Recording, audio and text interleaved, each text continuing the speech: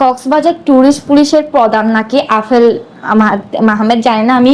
ওকে আমাকে 1 ঘন্টা 2 ঘন্টা যাবত ওকে দিয়ে আসতো। তো দিয়ে আসার পর ও আমার সাথে অনেক খারাপ ভাবে টাচ করতো, খারাপ ভাবে কথা বলতো। আর যিনি একটা মেয়ে, আমি জানি অনেকেও চিনবে একে, আমার সাথে হয়তো চলাফেরা করতে অনেকে চিনবে। ও জিনিয়া মেয়ে, ওই মেয়েটাই হচ্ছে মেন।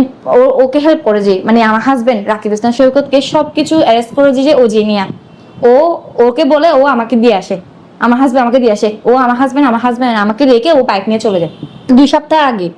তারিখ ঠিক মনে নাই, কিন্তু এই আপনার নিসর্গ বার নাই, বারের মধ্যে রাতের 11টা 11:30টার দিকে, 10টা নাগারের দিকে আমার সাথে ওদের সাথে মিট হয়েছিল। জেনিয়া শুধু আমাকে বলতো যে ভাবি তুমি এখানে বসো, তুমি সেভে আছো, তুমি এর সাথে কথা বলো।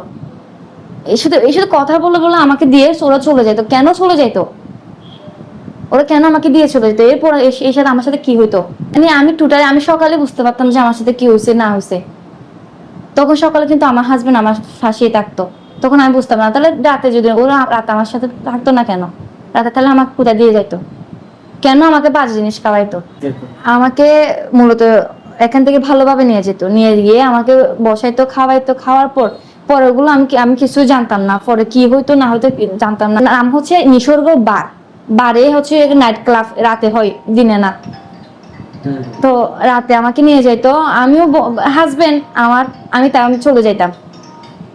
হাজবেন্ডের কথা শুনে আমিও কিছু মনে করতাম না। হাজবেন্ডের পাশে আছে, যে ও আমার পাশে থেকে যে আমাকে ওদের কাছে আমাকে দিয়ে দিবে, তা আমি কখনো ভাবতাম না। আমি মুখ দেখলে কিন্তু চিনতে পারবো, আমার সামনে যদি একটা ছবি দেয় আমি সবাই চিনতে পারবো। আমি শুধু একজন নামটাই বুঝতে পারছি। এখানে অনেকজন মানুষ, অনেক বড় বড় নেতা বসে এখানে।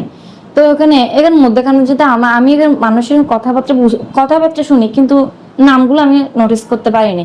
একজন নাম বুঝতে পারছি, সেটা হচ্ছে ওই আফেল মাহমুদ, ওই পুলিশটার। ও একটু বেশি করতো আমার সাথে। ও আসলে একদম নেগেটিভ ছিল পুরাই, মানে আমার প্রতি। কিন্তু এটা আমার হাজবেন্ড বোঝা সত্য, আমি আমার হাজবেন্ডকে বলা সত্য, আমার হাজবেন্ড আমাকে কিছু করে না, কিছু বলে না। ও আমাকে ওদের কাছে রেখে চলে গেছে। আর সে বলতেছে, এখন বলতেছে হয়েছে এখন উঠো। তাহলে এটা কেন হলো আমার সাথে? আমার সাথে অবৈধ কিছু হয়েছে, এটার সাথে আমার হাজবেন্ড জড়িত। আমি আমার হাজবেন্ডকে বলার পরও আমার হাজবেন্ড আমাকে কিছু বলে না।